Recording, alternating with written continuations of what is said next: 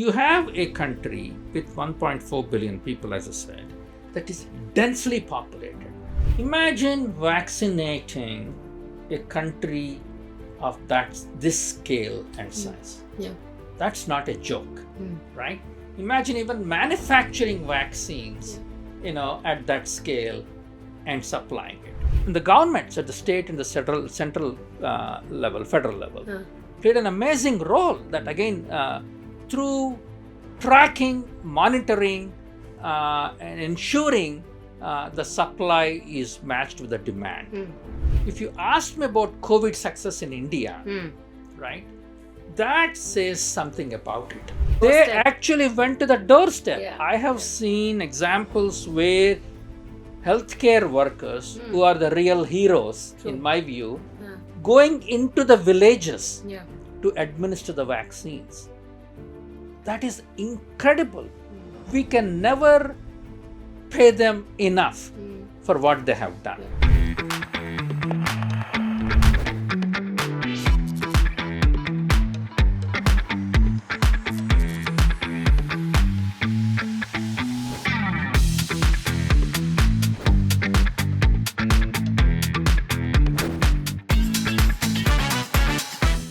And welcome to everyone who's joining us for New India Junction's podcast with Ananya. Today we have a very special guest with us who was flying from Boston. I caught him in Delhi. He's my ex-boss from another avatar of my life, and he is Dr. Vish Viswanath. He is the professor for health communication at the Harvard University. He is also the director for the Harvard Center for Health and Happiness. He is also the faculty director at Harvard University's India Research Center, as well as the Harvard Cancer Center. So with that introduction, let's get started. Hello, Dr. Vish, and thank you for giving us your time and making it from your schedule, given I know I caught you off guards in Delhi. No, thank you for having me. It's such a delight and pleasure to be here and engage in this conversation. So thank you for making the time. All right. So my first question is something I have always wanted to ask you when I was your student at Harvard or working with the center, Harvard Center in India. I'm sure no child grows up thinking that he'll one day become a senior tenured faculty at Harvard. Like nobody, you would probably imagine that kabhi jaake I'll study at Harvard, but probably not that I'll teach at Harvard. Right.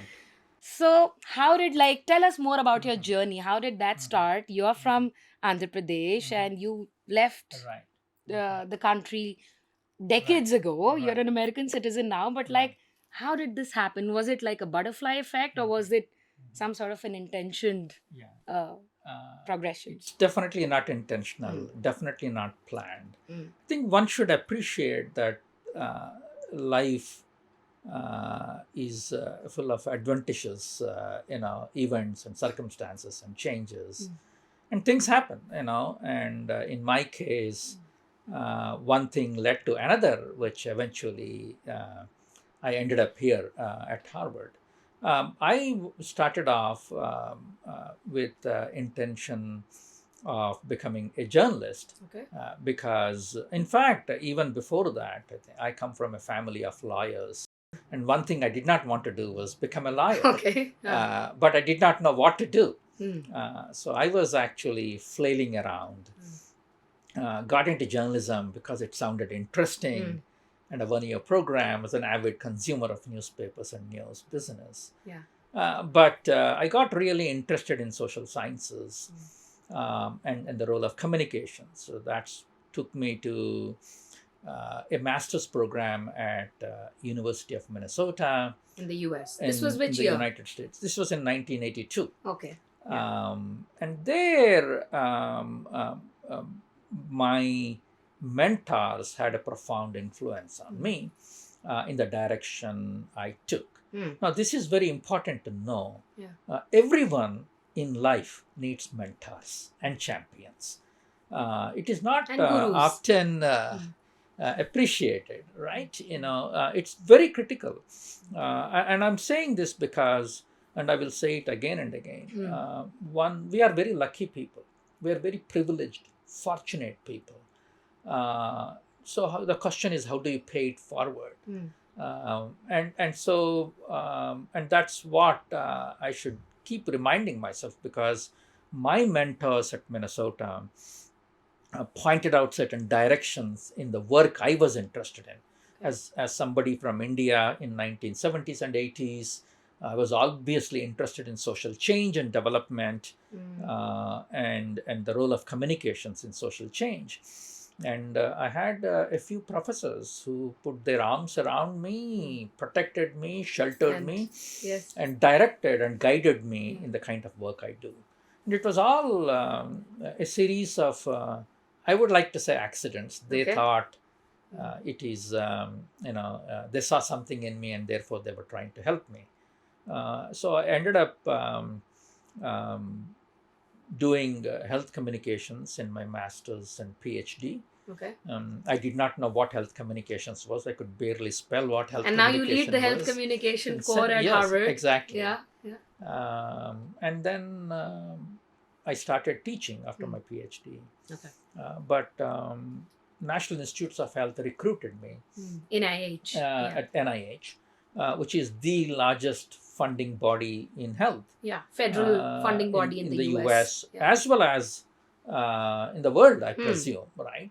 So, and it was very interesting because they, one component of National Institutes of Health, which is the National Cancer Institute, decided that they will have a special initiative on health communications, which was not uncontroversial, because most of the biological scientists, clinical scientists, physician scientists, and others wondered, health communication, what is health communication? This is not like genes or investing in cells. What kind of research can you do in health communication? But the vision of the director of the cancer center and the division director, Dr. Barbara Reimer, and a few other people, they decided to invest in health communication science and research. And they recruited me as a part of a team to work on those initiatives. In fact, give or take a few $1 million, I was involved in a program that spent almost $50 to $60 million in a short period of time, 5 years.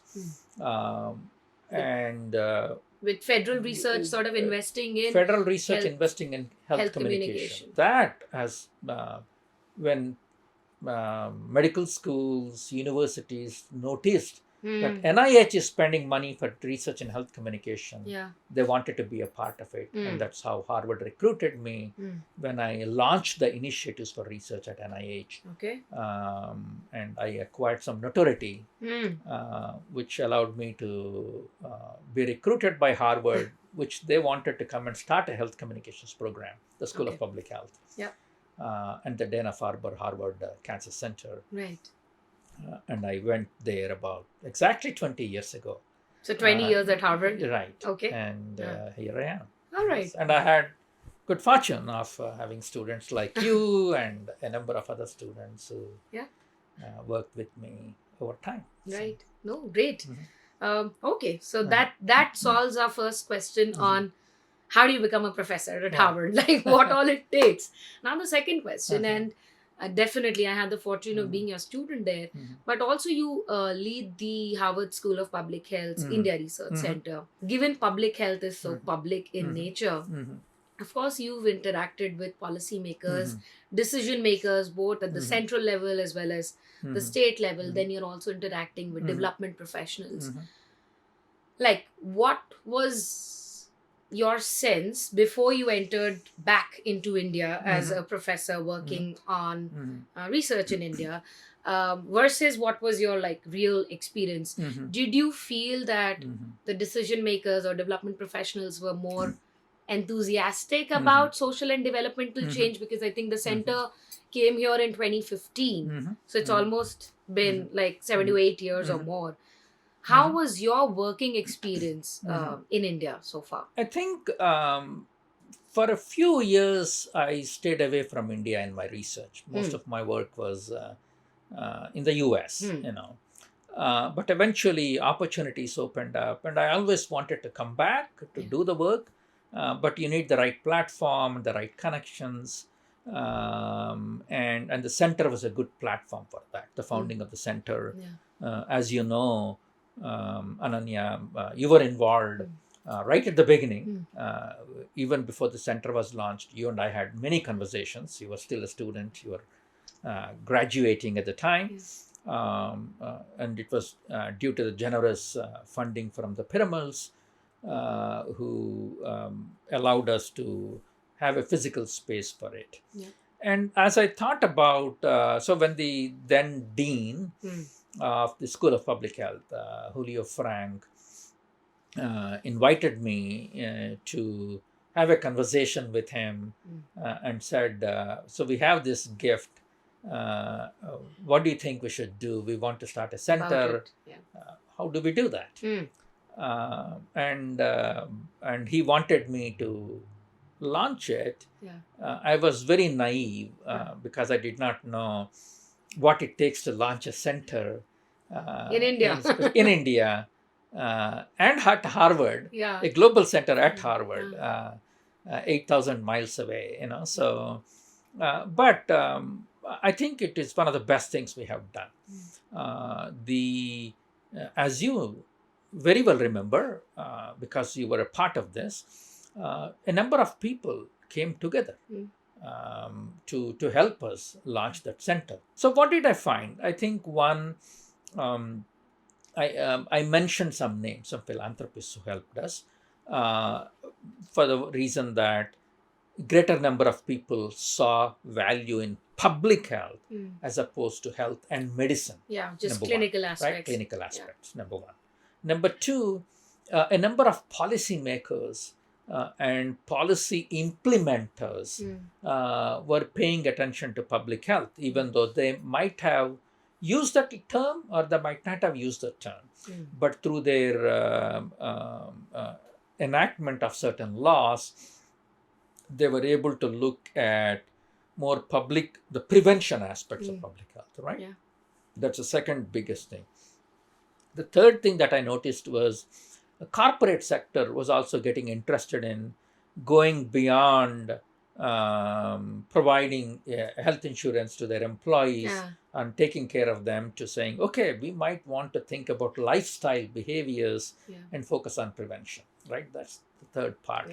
The fourth part is, and this is the fascinating part, when no one else was paying attention, the civic sector, the non-profit sector, the NGO sector has been in the trenches working very hard. So the timing was very appropriate for us to enter. I think these things were just beginning to happen. And I noticed that when I first came and started having conversations. A related question, Harvard started its operations through the School of Public Health in 2015. And it's definitely been more than 8 years. Do you think, and in fact 2014-15 is also when there was a change of guard, and with the Prime Minister Modi government coming in, and we'll talk about some of the health initiatives. Do you think that the changes in the policy environment also put public health somewhat in the spotlight, or do you think public health has had some center stage with the change in the policy environment in India? I think changes, I'm not well informed to talk about policy changes at that time, I think. But I can talk about changes in conversations, right? You take something called Swachh Bharat, right? Opentification has always been an issue. And people took it for granted. People got reconciled to that. People got resigned to it, right? Now, the question then is elevating that as a social problem. This is what I mean by social problem. There are a number of conditions in the society. This is what sociologists talk about, right? There are a number of conditions in society. Bad roads. Maybe bad transport. Pollution, right? Or cold weather, whatever it is, right? So the question is, out of all the conditions that exist out there, groups with social power pick certain issues and amplify them for a debate and conversation and talk about it. Yep. Right? That's when we recognize a problem, a condition As into a social problem, worthy of attention, worthy of conversation, and through conversation and attention, you're amplifying it onto the public agenda, right? Yep. So if you take Swachh Bharat, and whatever people's views are, that's fine, right? You're in a democratic system, people have different views, that's great. Yeah. My point is elevation of a condition and into and entering and forcing it onto public discourse change the tenor of the conversation, draws people's attention to it, and even mobilizes them to say, oh, we should do something about it, right? Now, whatever the outcome is, and certainly outcomes are debatable, but the fact of the matter is that is a public health problem. Open defecation with leading to infectious diseases or undernutrition or other kinds of problems, are certainly have been discussed. But elevating it to a public health issue where we all have to pitch in, it's just not the government. That's a huge change in my view. And that, when we came in 2015, that was the conversation that was beginning. Right? Between when we officially started in 2017, actually, with all the registration and everything. And so people were talking about it, right? And so to me, as a communication scientist, as a student of public discourse, right? That's what fascinates me more than anything else. Because if you don't talk about it, then you're brushing it under the carpet and saying, okay, we will keep applying micro solution. No, I think that's a great example for how, I think, and probably one of the first examples of how public health got into bedroom conversations or community conversations, which I think Swachh Bharat definitely has been a flag bearer.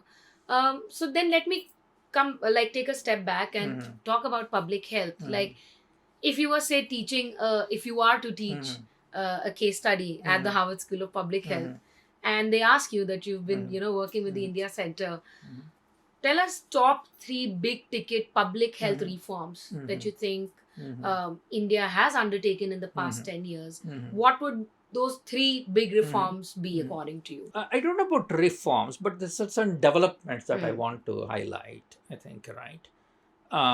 Which are important. And I will, if you ask a card-carrying public health person, he or she may have a different set of things. But as a communication scientist, let me offer my view of these things, right? So one is, I think one of the success stories that has been strengthened over time, which is a huge change, I think, is on vaccination, right? And immunization. It somewhat surprises me that it is not discussed as much as it should be, I think, in terms of the lessons we have learned. Why is it vaccination is working? Now, it should be 100%. No one will argue against that. But it's around 70% or not, right, of the children being vaccinated when you think the system is so poor, the infrastructure is so poor. Well, you have 70% of the kids being vaccinated. Right. Why? And at a scale that is Indian. Yeah, you have a 1.4 billion population, why, right? So that's one. I think that's a huge issue. The second thing that is, to me, that's becoming an increasing priority to me is tackling both undernutrition and overnutrition, I think, but I think what people did not realize is that the strength of a nation is drained not only from undernutrition, but if you have poor lifestyle and health behaviors, it could be a huge issue. And so that's a big significant conversation that was taking place. You mean in terms of greater priority setting greater for priority setting, attention to non-communicable diseases along with communicable diseases. And tobacco has always been an interesting story to me in India. As you know, 1 million people die roughly of tobacco-related diseases in India. That's a huge number. But what people don't appreciate it, again at scale, this has to be done at scale, is slowly, steadily, the number of smokers, the number of tobacco users has been declining. in India. In India, and because of COTPA and implementation of that, because of greater awareness among people, right? That's another great story. Okay. The last one, which people don't talk about in the context of public health, is the increasing digital infrastructure in India. It's absolutely fascinating to me to see the role of information and communication technologies are playing in health. So these are, if you ask people who are doctors or card-carrying public health folks, these things don't come up. But from someone who's focusing on more social determinant side, these are some of the things that, it's not about just one policy. It's about creating the environment by having those conversations and saying, health is at the forefront. Talking of public health, of course, we've all lived through the COVID era, which thankfully, hopefully is now over. And you were also leading the India Center operations in the midst of the public health emergency.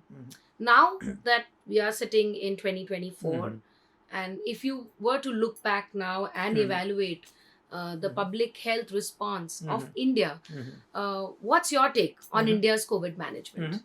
And COVID hit in a successive waves, right? The first wave, the second wave, the third wave. And no country in the world did well. So when you saw what happened in India, what happened in UK, what happened in Italy, what happened in the US, I'm mentioning countries where information was coming out. I'm not talking about countries where information was suppressed, right? They had even worse conditions. And you never know. We never know, right? Because nobody, they suppress news and information. But I'm talking about democracies, whether it's India, US, or Italy, or UK. And none of them fared well, right? Which have a so-called developed infrastructure. So you take US, we spend 1/4 of our GDP on health, right? You would expect us to do very well. Terribly, right? Italy, older people were dying. It was tragic. Nothing could be done to save them, right? And so to me, the first couple of waves, nobody has done well in the world, right? And India has not done well, right?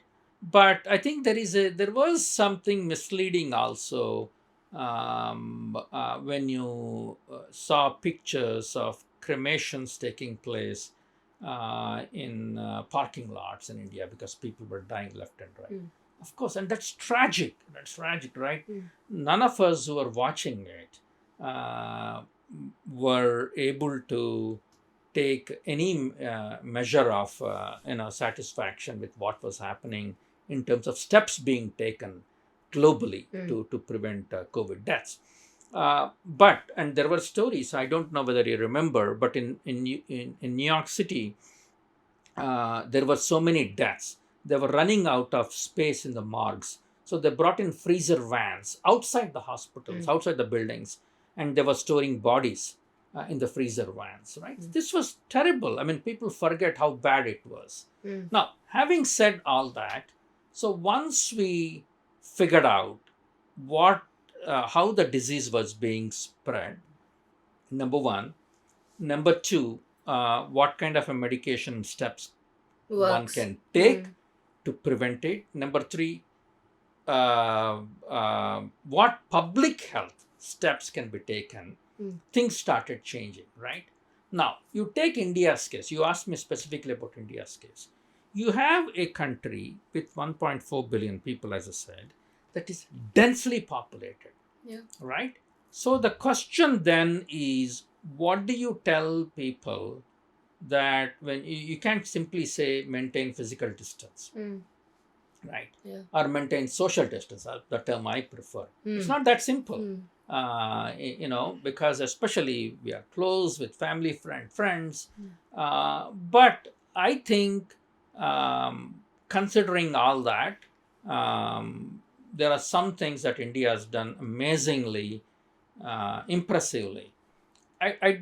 When I'm saying this, I don't want to people to get the impression that I'm brushing the negative aspects under the carpet. Of course not. The number of deaths, the suffering has to be kept in mind. But you take vaccination. Imagine vaccinating a country of this scale and size. That's not a joke, right? Imagine even manufacturing vaccines, at that scale and supplying it. So this is very important for people to know, because this podcast is potentially watched not by non-public health folks too. Number one, you have to manufacture the vaccines, enough doses.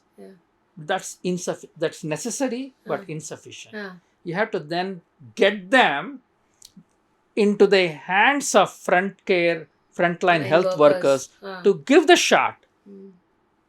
What does it require to do that? That's not a trivial thing to do, right? It was absolutely impressive for me to see how vaccines moved from the manufacturing plants, right, to these frontline workers, to the primary health centers and primary health, not just to the primary health centers, to the doorstep. They actually went to the doorstep. I have seen examples where healthcare workers, who are the real heroes, in my view, going into the villages to administer the vaccines. That is incredible. We can never pay them enough for what they have done. It requires overcoming amazing logistical challenges, right?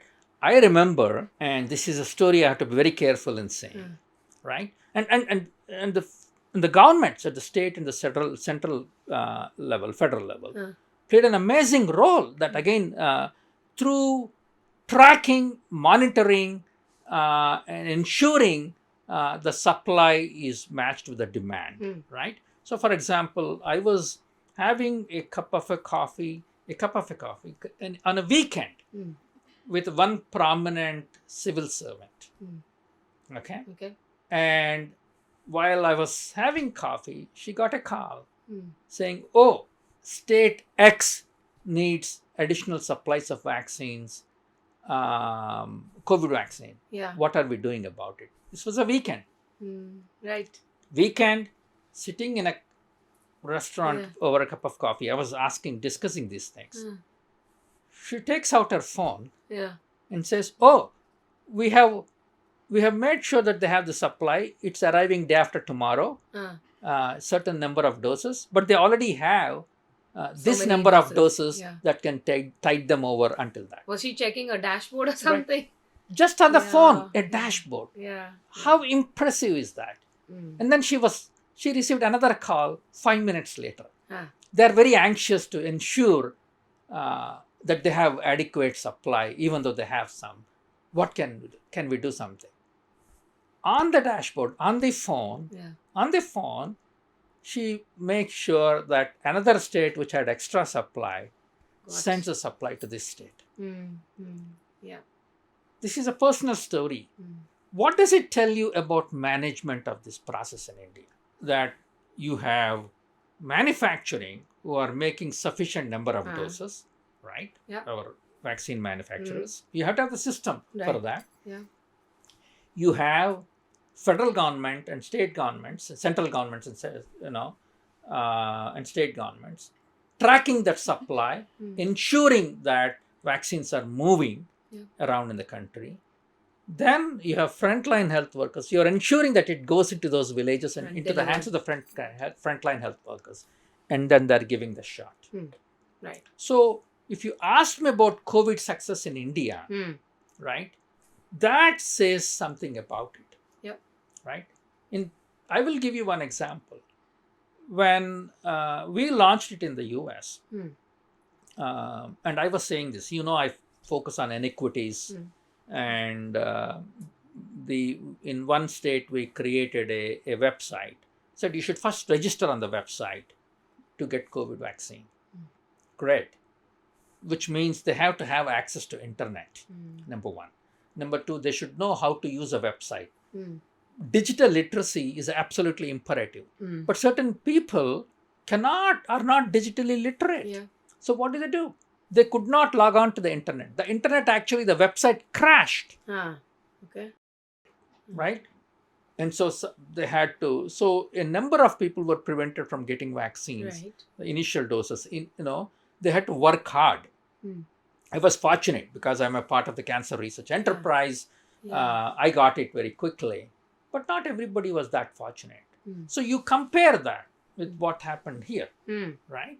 So I think that's one exemplar of COVID management in India, I think, and you and I know certain states have been extraordinarily agile in anticipating food deserts and short of nutrition, supply of nutrition, food, and to certain groups.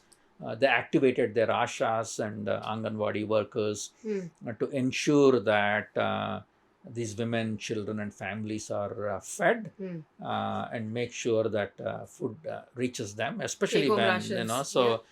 Take-home rations and other kinds of. You see, the interesting thing about take-home rations too.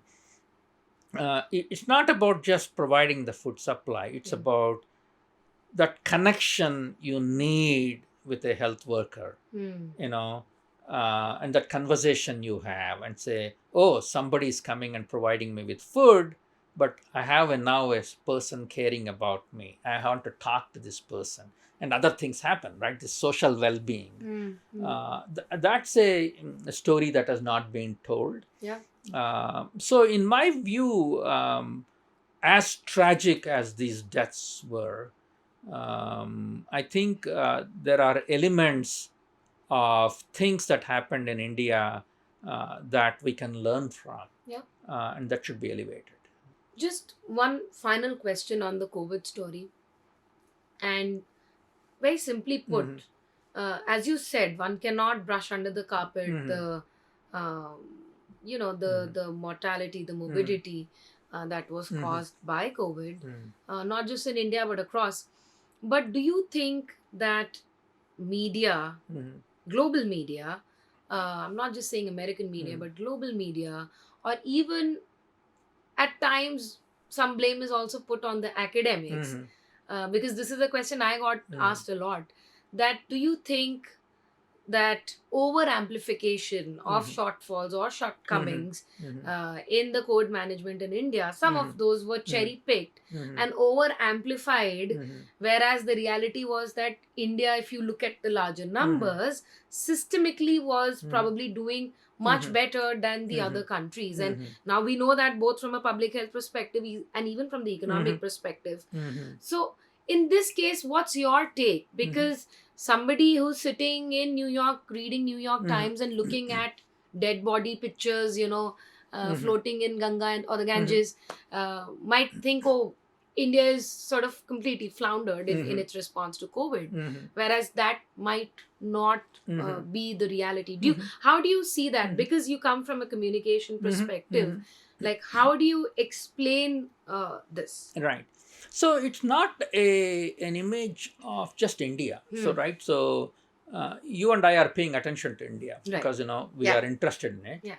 But these pictures were seen everywhere, right? Whether as I mentioned, Italy or UK, and other places. So what happened? You see, Ananya, initial stages, no one knew how to cover COVID stories, right? Number one, we did not know what caused it to spread. so that so let me step back and say what you saw is both during COVID the strength and the weakness of science communication and science journalism, right? And I'll tell you why that's the case. Number one, a purely science story could have talked about the spread of the disease, the pathogen, and how the virus spread and attacked the body. None of us knew how it was going to happen, right? Initially, no one That knew, was an information right? gap. Yeah. And so, what do you write as a journalist, right? Journalists are storytellers, right? They tell a story, and the story is the outcome, right? So I can't talk about the spread yet because it's new, but I can talk about people dying, right? I can talk about people suffering, and that makes for quote unquote makes for good pictures and good stories, right? And initially, I think as a reporter, you could not ignore that because people were dying. And of course, as Indians, we were offended, I guess, or someone from India, that you are seeing only those pictures. But this happened in the US, so where again, we were actually showing pictures of these bodies, as I said, in the freezer vans, etc. To me, I think it's a reflection of information gap and struggles journalists had in covering that story. At the same time, a good friend of mine, late friend of mine, who died many years ago at a relatively young age, used to say, we in journalism, when I was in a journalism school, we in journalism are not good at telling good stories. We don't know how to tell a good story when things work. We can tell only a bad story, and that's part of the journalism problem. Right. And so I would say, as a journalist, you could not ignore that picture. The problem is people remember pictures very well because storytelling is very powerful. They forget the facts. So when I said a population of 1.4 billion people, I don't know, I think they administered something like 1 billion doses of vaccines, if I'm not mistaken. To me, it's super impressive. But if you're reading about it, 1 billion doses versus a picture, you can see why a picture is much more powerful in resonating with somebody, right? And I think that's where these impressions form. And it's very unfortunate, because that masks a complicated story. Complexity is very difficult to communicate in news journalism. Cool. Moving on from COVID, what do you think about Ayushman Bharat? Because again, 2014-15 is a time when Ayushman Bharat was conceptualized, launched. In some quarters, it's also, the analogy is also to call it Modi Care, just sort of similar to Obamacare, to say an American friend. How do you explain what is Modi Care, and do you see if it's had any impact on the ground? It has two outcomes, one of which is more obvious than the other, and let me state both of them. The obvious one is, we know globally social determinants of health, which is a catch-all phrase. Essentially, non-health factors such as social class, income, wealth, caste, race, ethnicity, geography, these play a significant role in person's health and well-being. In determining a person's health. Yeah, right. And I actually prefer not to use the word determinants. Because it sounds very deterministic. Yeah, exactly. But certainly a very significant role in providing access or preventing access to health, right?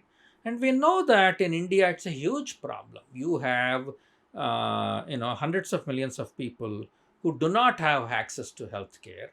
And one of the significant reasons for lack of access is money, right? It's not just geography. Geography is one part of it, but it is having medical expenses. And there are studies which have been done, including at Harvard, which show how a substantial percentage of person's income is spent on out-of-pocket Out-of-pocket medical expenses. expenditure, Yeah. right?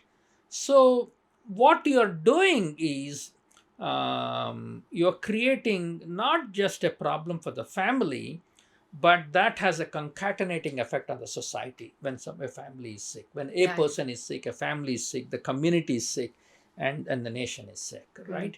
So these kinds of schemes, right, Ayushman Bharat, or Modi Care, or Obama Care, what they do is they do two things, right? One, they provide, or they at least address the problem of out-of-pocket expenditure, right?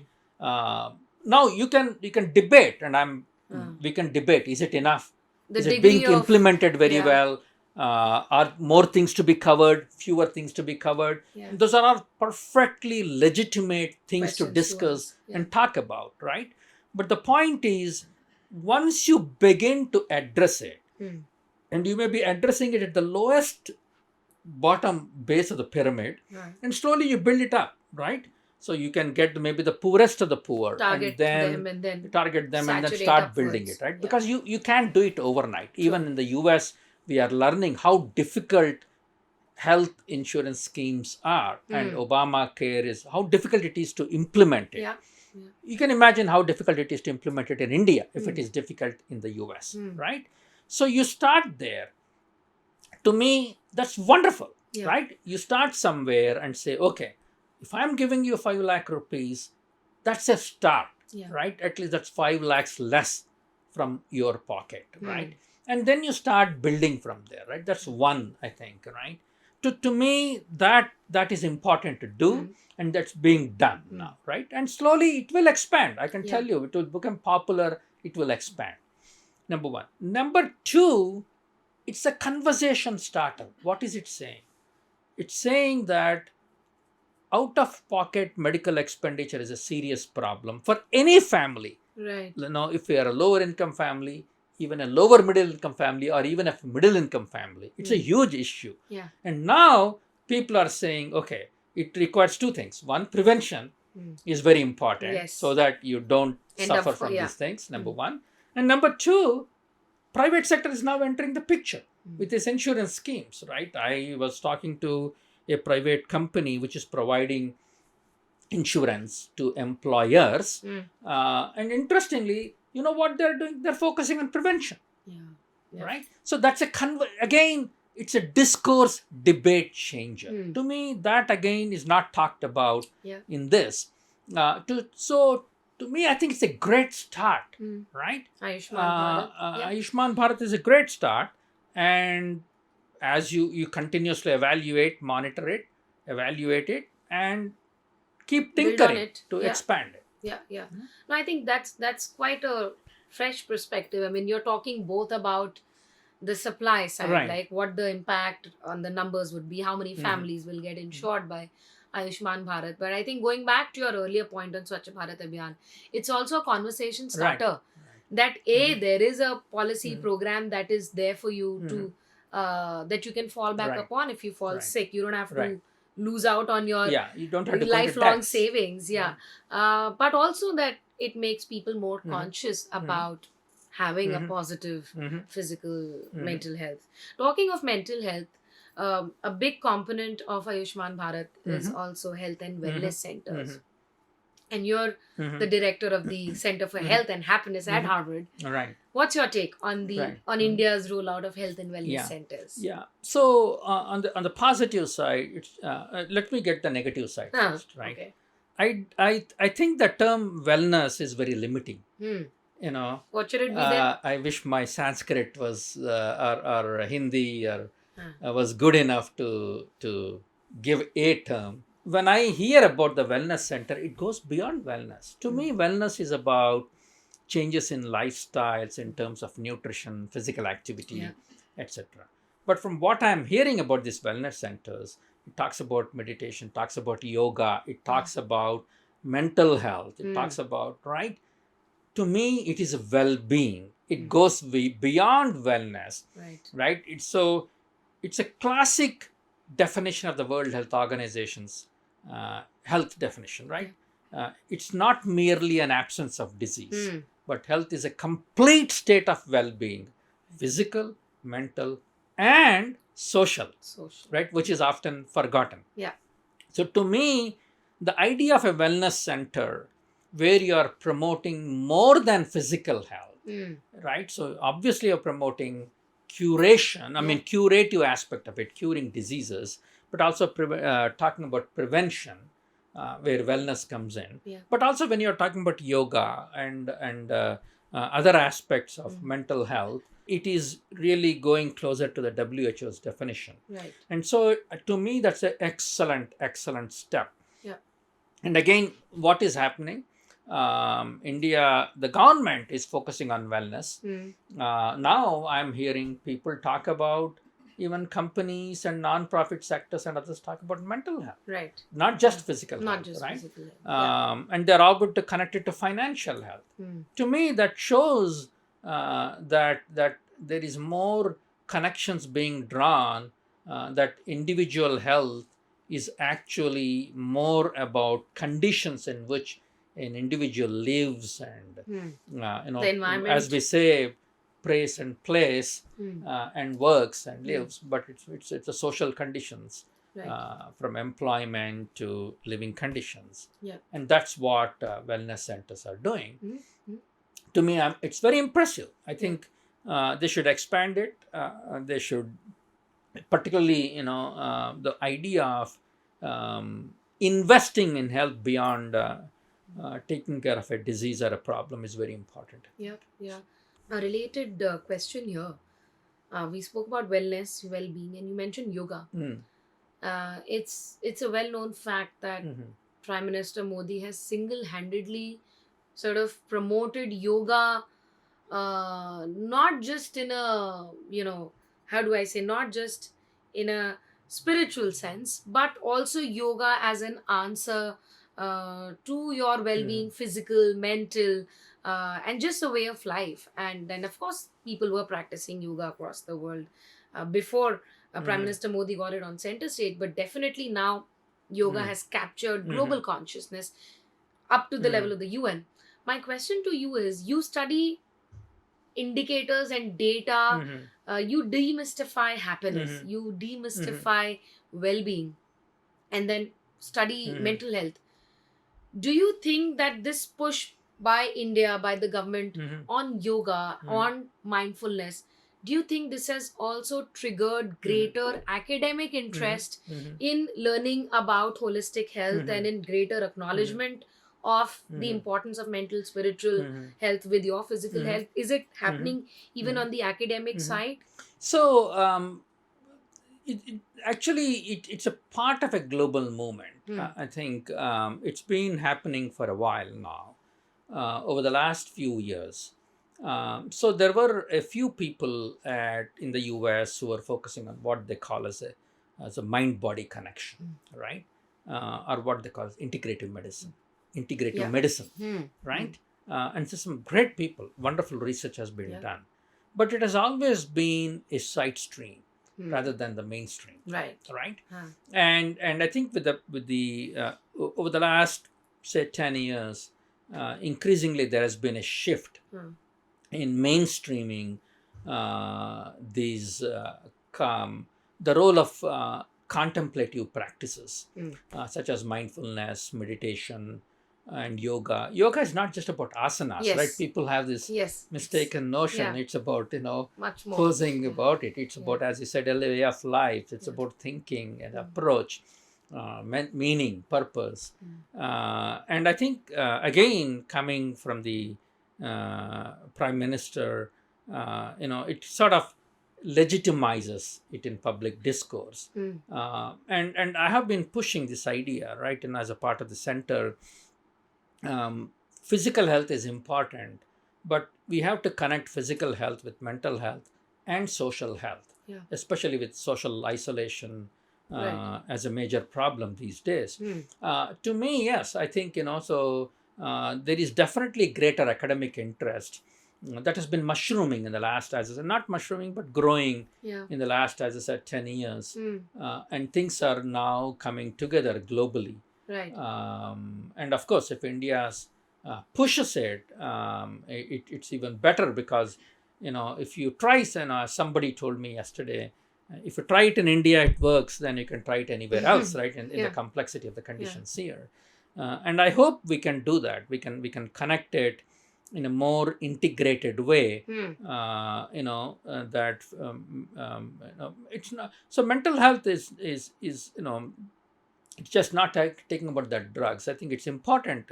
We recognize mental illness as an illness, and we definitely take care of it. But being proactive is about taking care of one's mental health and social health and physical health as a unified approach. I think is very exciting for it to be pushed out and addressed. Right. I have a question for you, and especially like to the listeners, just so that I can provide additional context. You study health communication, you test frameworks and test what works, like, and then there's an entire dedicated science to called social, which is SBCC, social behavioral change communication. Now, in that context, this is the science part of it. Do you think that Prime Minister Modi, with him pushing for, he's been talking about Jan Andolan. Now he's also been talking about Jan Bhagidari. As a communication scientist, how do you understand his call for Jan Andolan and Jan Bhagidari? And I'm not even talking about its application in political public life. But I've heard about Jan Andolan in Kuposhan Mukt Bharat, which is malnutrition free India. I've heard about Jan Andolan and Jan Bhagidari in Swachh Bharat Abhiyan. And then now even for like environmentally conscious lifestyle changes that Prime Minister Modi is talking about. So how do you really, from a science perspective, explain this to a student that you might have, who might be another international student and he wants to understand, are these really examples of SBCC applied in real terms? From a communication perspective, let's take what does it mean, right? So there has always been this attitude that for health, from a health perspective, I don't need to do anything about it until I get sick. Then someone else will take care of me by medication, right? And we have been pushing that idea out as dated, old, and we have been asking people to be much more proactive and assertive about taking care of their health. And this is where prevention comes in. This is where lifestyle changes come in. And we have been doing that for 30 years now, right? From big cardiovascular trials, etc. But the challenge here is, how do you take it out of, or take it from an individual accountability or perspective to making it a more a societal issue, a social movement issue, right? See, when you focus on an individual, you're putting too much burden on that individual. Right. That onus is, you will take care of your health. You will take care of your blood pressure. You will eat healthy. You will go out and exercise. Right? And then either I comply with it, or I don't. I ignore it. Right? So you're leaving the lifestyle changes to chance. When you make it a mass movement, Andolan is a mass movement, right? Jan Andolan, right? When you make it into a people's movement, what you are saying is, it's not your health or my health, it is our health. The community's health. Right? And then from our health to our network's health, our neighborhood's health, our community's health, then our state's health, our nation's health, right? What you're doing is, now you are involving the society, into the picture, right? So what happens as a result of that? Number one, your mindset changes. That's very important. An individual's mindset changes, saying that it's just not my responsibility, it's our responsibility. We all have a stake in the game. Number one. Number two, any difficult steps you have to take in terms of policy and practice, the public intellectual environment has been created and readied for it, right? So because some of these steps are very difficult. For example, if I want to take very drastic steps against tobacco, right? Yeah. Or if I have to take a drastic step against pollution, right? In a democratic setup, people are not ready for it, right? You can maybe do it in a dictatorship, right? But in a democratic country, penalty only goes up to a point. It's persuasion that is more important in a democratic setup. How do you persuade when people are a part of a mass movement, right? Then they say, oh, I have a skin in the game. It's not just about, me, it's about us as a society. Then you can take some difficult policy steps, you can take difficult practice steps, and you can also have individuals be a part of a larger movement. And intellectually too, we all have exciting lives when we are a part of a larger movement. That's about social well-being. See, social well-being is when you are connected. When you are not connected to the society, when you are not integrated as a part of the society, that's when loneliness becomes a problem. Social isolation, right? This mass movement gives me a sense of purpose, and a sense of collectiveness. meaning. So I belong to a larger society. I am somebody as a part of this larger group. So I think that's where the brilliance lies. It's not about, it's individual steps. I think, and again, I don't want to say that individual actions don't matter, whether it is policies, programs, these are absolutely important, right? We talked about wellness centers. It's important to me. Ayushman Bharat, it's important to me. I'm not saying those are not important, but what I'm saying is it's beyond that. When you change the nature of discourse, in a democratic setup, then you can make people a part of this larger movement. That's where it makes a difference. And sort of making, say, even a public health problem a social problem with sort of some sort of collective responsibility, so to speak. It's a social movement, right? Do you also think, when we were growing up, we were always taught about supply side and demand side. Do you think that the current dispensation Modi government has also taken stock of the demand side of the problem, say even from a public health perspective? What the government will do and everybody will do, what are the supply logistics is one thing, but demand for greater health, demand for a Kuposhan Mukt Bharat or a cleaner India, or an environmentally safe India, do you think it boils down to that demand aspect when we are talking about Jan Andolan and behavior change communication? Are we bringing it back to the people?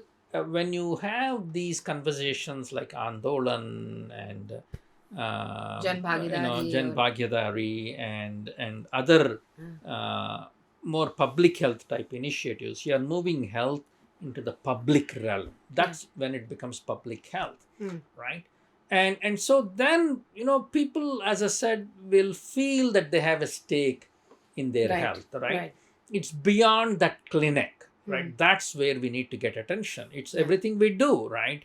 If I'm drinking a cup of coffee, should I add that spoon of sugar or not? Right, or not? The ultimate dilemma. Exactly, right?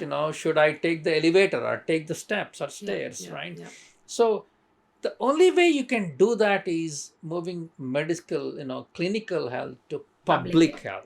The only way, how can you do that? Except for making it into a more, allowing people to buy into that larger argument. Also, it's not about what the government owes me. It's about what is it I can do to be a part of this. Right. Absolutely. I mean, it's that typical distinction between rights and duties. Right. Cool. Now, talking about the future, what do you think of digital health? Like, do you see digital India playing a big role in public health transformation? I think that's where India's contribution will outweigh any other nations, I think. So from what I understand, India has something like a billion mobile subscriptions. Billion. There are about 500 million people on internet. 500 million people on internet is larger than the population of certain countries. Right. You see these financial inclusion services, Paytm or whatever, right? So what is it saying? What it is saying is there is this ecosystem building up where there is a back-end infrastructure for complicated, complex, telecommunication transactions, and then on the people side, people have access now to these devices, right? And they are getting very facile at using them. And so increasingly what I'm saying is a lot of experiments in India. Every time I talk to somebody, they have a new startup, they have a new app around health issues. To me, some of them will work, some of them will die, but it's amazing, impressive, exciting to see this experimentation taking place, right? Because once you have that new company, new app, or a new program take off here and work here, it can work anywhere else in the world, right? That's one thing. To me, that's on the consumer side. The other thing that is very interesting to me, as I think I gave you the COVID example, creating that back-end infrastructure. I think once that back-end infrastructure is created in a complex system like this, like Aadhaar is a good example. Having so many hundreds of millions of people in a database. Again, you can raise issues about privacy, which is all legitimate. That, to me, that will provide the infrastructure necessary to take certain steps around digital health. So I think we are going to see a kind of a revolution that we have not seen in the past. And I study digital inequalities and digital divide. So I'm concerned about it. I want to make sure that everybody has access to the digital infrastructure. But from what I'm seeing with the experiments, that's likely to be a significant contributor in India. And definitely a lot of action happening in India around the startup ecosystem, digital and everything. Right. Even the hospitals, I was in the hospital, not for myself, I was taking somebody, my mother, I shouldn't say this, but to a hospital. It's amazing. They already have the electronic health infrastructure, with the records. The electronic health records. It's already EHRs. beginning to... Now, if that goes into a district level, just imagine absolutely. What can happen. I also saw the health ministry had a dashboard during COVID. The COVID app. The COVID app. And I saw, I gave you the example of the vaccine supply. But I also saw a dashboard which showed number of emergency beds available in a particular district. That's incredible. So you already have the infrastructure. Imagine what it can do. What it can do once you start adopting it. Right. Day-to-day health.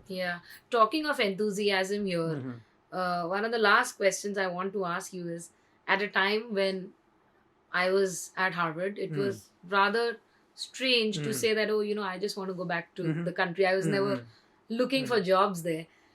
Do you see that, and especially in the Indian community, have you seen greater interest or greater inclination to come back to their own country, or even say for other international population? Do you see a greater interest in coming back to the country? And if those are Indian community people, do you see Indian students more excited about opportunities here in India, or the American dream sort of still holds true? So, there is an American dream. It depends on a number of things, right? Did you take loans to come to US? Then you have to get a job to repay the loans, right? So, and also I think the bar is very high when we say you have to come back to the country and establish yourself here, right? It's such a high bar, right? And that's very difficult to discuss that to generalize, bar, right? So, but what is happening is there is a greater interest in being engaged with India in some fashion or other. So I see students, I advise and mentor a lot of them, and they want to come back for a summer. They want to, right, instead of going to New York City or Boston or Los Angeles or wherever to do an internship for health. Now they are saying, oh, can I go and do an internship in India? Right? Not just Indian students, students from India. It's American students too. Right. So, do I go and work for a non-profit for the summer? Do I do my summer immersion or the winter immersion program in India? Right? So to me, that's a better bar, right? That's a better indicator, right? The more exposure they have to India, the more they will know the opportunities, challenges, the excitement, They'll understand and the more likelihood that they will be much more engaged in the long term. Yeah, I think, yeah, you know, so. yeah. One final question on public health. You've always spoken about context. Do you think increasingly the Ivy Leagues, American universities, universities in the UK, the international academia, do you think increasingly, and of course there's India's leadership in this case, increasingly there is a greater understanding that academics have about the local context? Or do you think more needs to be done by academics and by researchers to say understand and appreciate the local socio-cultural context or ethos of a country, say like India, and then sort of accordingly adapt their research or programming in such countries? Yeah, it's an age-old issue. I don't think so. In the American system, researchers have a lot of autonomy of how they do it, right? And that autonomy also provides tremendous variation. You take an anthropologist, she or he will go in and immerse in a country and the culture and try to completely understand, right? And then there are people like safari researchers, as we call them, who just fly into a country, collect data and leave, right? That's increasingly less likely these days. So so to that extent, there is a greater recognition among researchers that if you are going and working in a different context, it's just not India. It could be in Africa, it could be in a Native American reservation in the US, that you have to be much more sensitive to the local context, local culture, and also a question of what do you owe the local community. That's where the community-based participatory research has emerged, right? So, and so there is greater sensitivity to that, you know. Now, is it spread across all disciplines? I don't know. Or all universities? I don't know. But in public health, there is an increasing realization that if you want to go and study, work in another context and community, you have to spend a lot more time working with local partners. Partnership is the operative word, rather than just go and use it as a site or a lab for an intervention or a study. Not everyone is doing it. It's unfortunate, but there is a growing realization for that. Cool. And I think that's also more ethical, right? It's a moral imperative, ethical imperative. Okay, my final question is not on public health, but you have family here in India, and of course you lead the center, India Center, and have so many Indian students. You know what's happening here. In the past 10 years, leave out public health. What, according to you, as an overseas Indian, where do you see the needle has moved the most? Like, what are the biggest, say, 2 or 3 top developmental positives that you've seen in India in the past 10 years, or experienced or heard or evaluated, read? Well, one is, I think, if you go outside health, the tremendous infrastructure development, right? You know, I think you have newer airports than we do in the US. And better airlines. Well, I think you know, so. airlines everywhere. That's a different conversation. But that's important. I think it's not a trivial thing. It's not about flying. It's about infrastructure for a country, right? You know, so. So whether it is roads, trains, or transportation of any kind, it's amazing. I think, you know, it's a huge leap in terms of infrastructure development.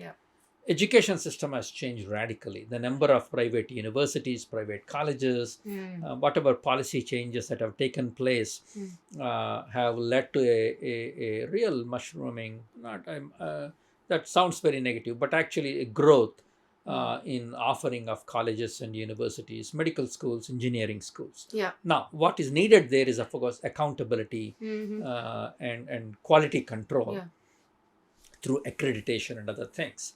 There is the other side of the infrastructure is the number of hospitals. I think, that's and what is happening in those hospitals. It's quite impressive, I thought. And I think, to me, the corporate sector entering health area in an aggressive way, including public health, is quite impressive, right? I would look at insurance as a part of that, as a part of that, and I think there is this. Let me say two other things, right? There are more NGOs now. Again, I don't have the numbers, focusing on health along with other things in a very different way than has been the case. The last thing I want to say is people are tremendously confident. The sense of confidence, sense of doing something. They're vocal in criticizing, which is great. I always love the debate.